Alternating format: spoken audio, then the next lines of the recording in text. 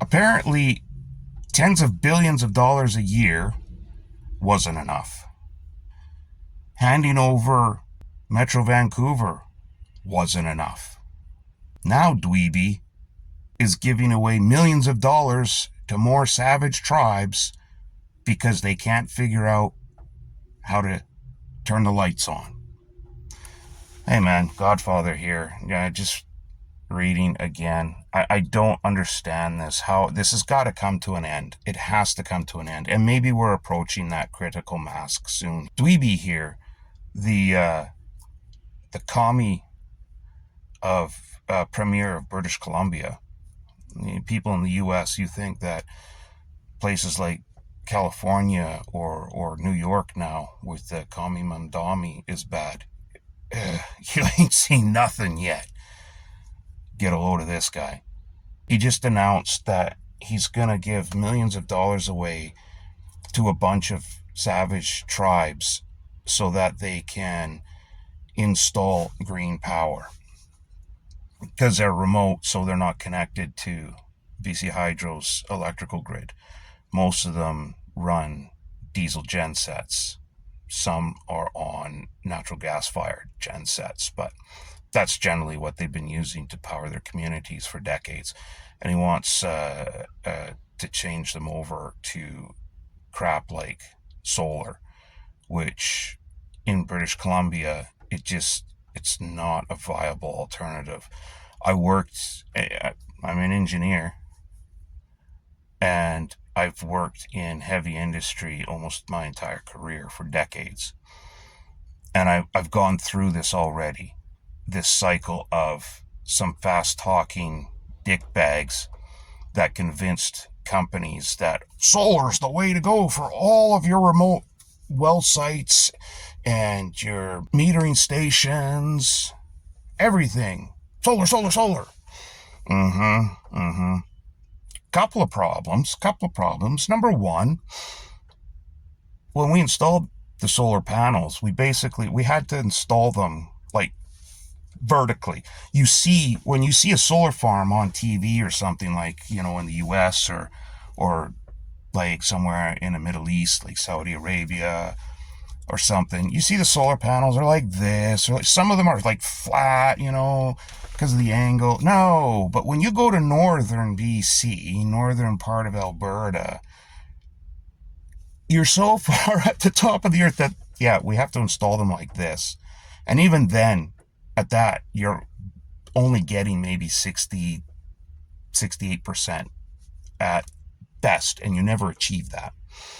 So that's one problem. You're not getting anywhere near 100% coverage. Number two, batteries do not last very long in the cold winters that we have in northern Canada, in this part of the country, northern BC and northern Alberta, up in the Yukon. So the batteries that were supposed to last at least 2 years, that's the maintenance rotation. Oh, you just have to go swap the batteries every 2 years and they'll be good. Weren't even lasting through a year. Most operators were getting 4 to 6 months before they'd have to go and swap out the batteries because it's just too cold. And then, of course, it's a double whammy because in the wintertime, what else happens? The days get shorter. All right, just like your pecker when you jump into a cold river. So you now have, instead of like 8, 10, 12 hours at peak of sunlight a day, you're lucky if you're getting 4 or 6. And on top of that, it's usually overcast all the time. Solar does not work in the northern parts of British Columbia and Alberta. This has been proven. So what happened after about 2 years of this bullshit of trying all this crap?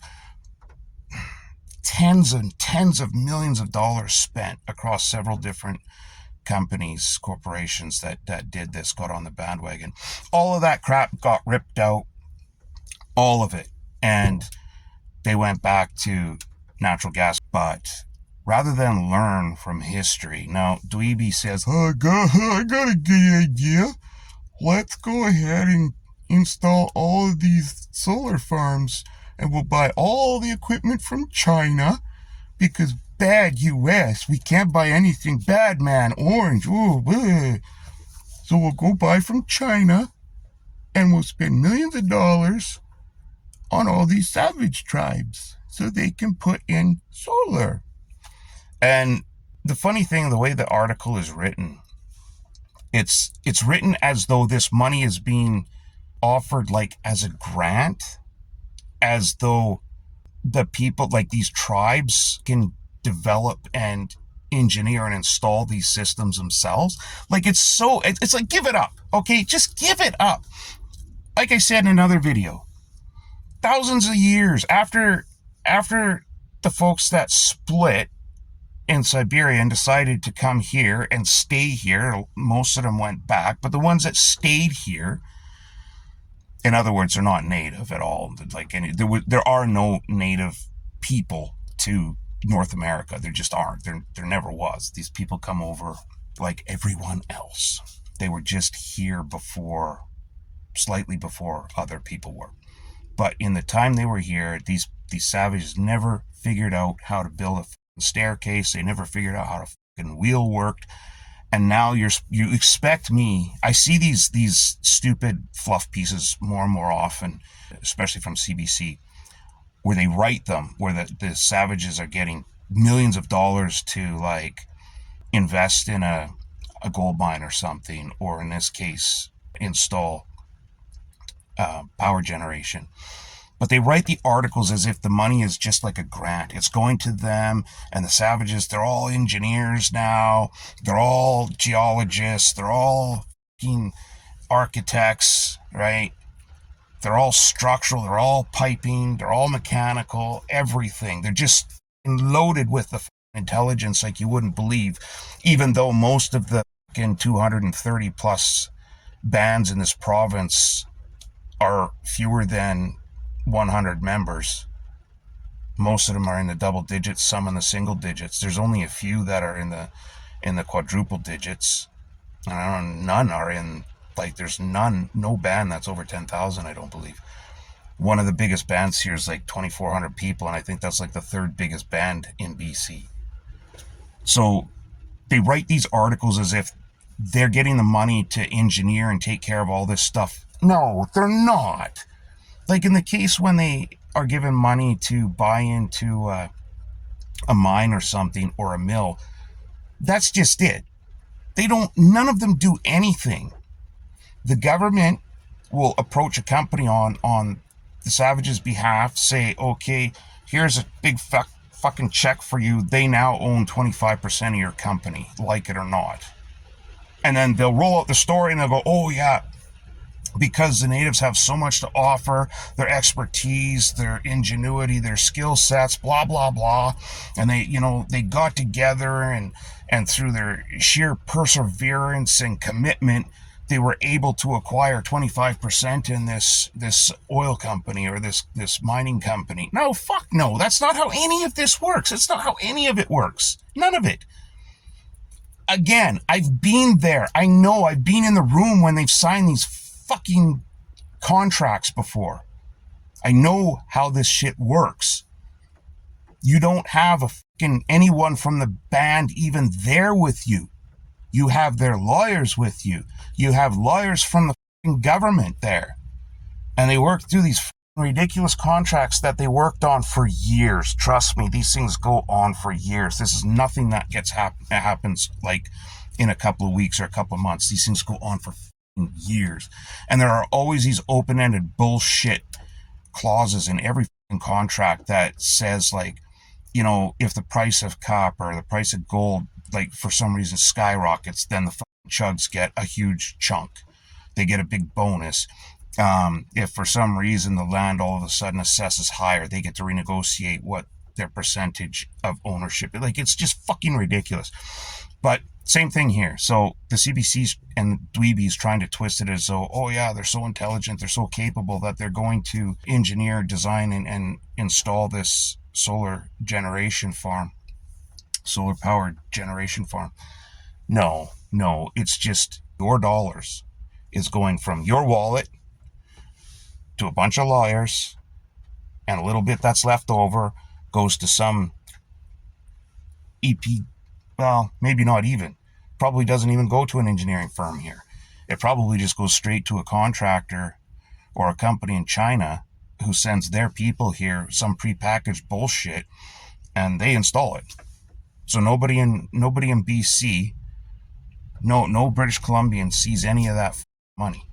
It's just the lawyers, the Chinese, and some of the savages right at the very top. Like I said before, 98-97% of the natives across this country don't see a goddamn dime and are still living in poverty.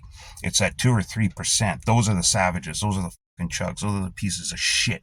And they're all fat fucking rotund crap balls too. You ever see one? They're fucking huge. How they get that way? You look at the rest of the fucking membership, they're all fucking skinny. Right? They don't look well, the rest of the membership. They look sickly because they're poor. They're poor. They're living in fucking poverty. It's funny. The savage fucking governance works just like ours, right? The ones at the top, they keep hold of everything. They hoard it all. It's all their toys. It's all their money. While the few at the bottom, or the majority at the bottom, they get jack shit. Hey, we're all in this together, right? Unless you're a fucking pleb. So don't be confused. Any natives, actual natives that might be ever come across something like this, you hear me speak when I use what some people might call derogatory language. Not against you, it's against your leadership. Just like here. The bulk of Canadians are good people, but there are an awful lot of retards that go along with that. You got the government, and then you got these elbows up retards back east. Elbows up, everybody, elbows up. Right? So, that's just a bit of an aside. I don't paint everybody with the same brush. I've got individual brushes for most people.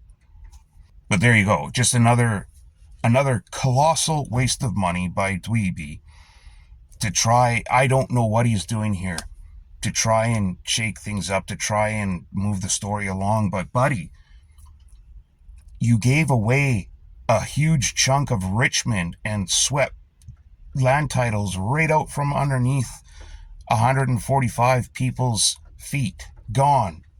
Some of those people have had that property for generations. There's companies there that want to build that have had their prospective loans canceled by the banks because of the uncertainty. Even the office here in British Columbia that does the land assessments is now starting to put caveats. Basically, Kurtzgesagt, we can't guarantee the value of the land anymore. We just don't know. Who the fuck knows? Maybe the person owns it. Maybe some chug owns it and is going to take it. We don't fucking know. Land could be worth $4.5 million. It could be worth 340 shiny trinkets. We don't know. So, yeah, good luck. So that's really great when you're trying to, drum up business from foreign investors into this province. Who the fuck is going to want to invest here when nobody knows whether or not they own the land?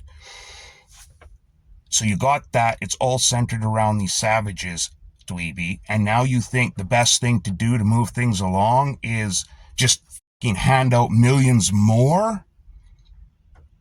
So we give them tens of billions, these people, tens of billions every fucking year. While Canadians toil, work their ass to the bone to pay for this shit. For people who are ungrateful, who will never ever have a favorable thing to say to Canada, about Canada, or the hardworking Canadians that support their lifestyle. Why the fuck are we doing this? Why? Why work your entire life to give money to some ungrateful fat prick who says, oh, no, I'm not a Canadian, I'm a duck. All right, I get that fucking straight. I'd spell it for you, but I'm a fucking illiterate and I can't spell or read my own language. I'm too stupid. Oh, I better watch it on the swear star or get my videos gonna get pulled down again. But I tell you, Whitey. So why do we give these people tens of billions when they openly admit that they hate Canada They'll never assimilate. They'll never be part of Canada. But boy, howdy, do they sure love our tax dollars. And do they sure love our healthcare system and our clothes and our cars and all the beautiful things that come courtesy of white Europeans. They sure love that, right? But why are we giving them all this money, giving them all this land, and then still giving them more money? Let them build their own goddamn power generation. Jesus, what do they do with all this? When you got bands that are like 42, 56 members that get like $800 million a year between the provincial, federal, and municipal governments, why are we giving them more millions of dollars to build solar farms, for crying out loud? How about they take some of the money we give them and use that? Or these other bands that were given billions of dollars to buy shares of very lucrative companies, mining companies, that where the band still gets their billions of a year from the provinces and the feds. They get hundreds of millions or billions more from having shares in these companies. Why? If they were given money to get shares in a company, then that should be it. You get no more from us. That's the deal. Here, you go. Take this and go. It's nuts, man. It's nuts.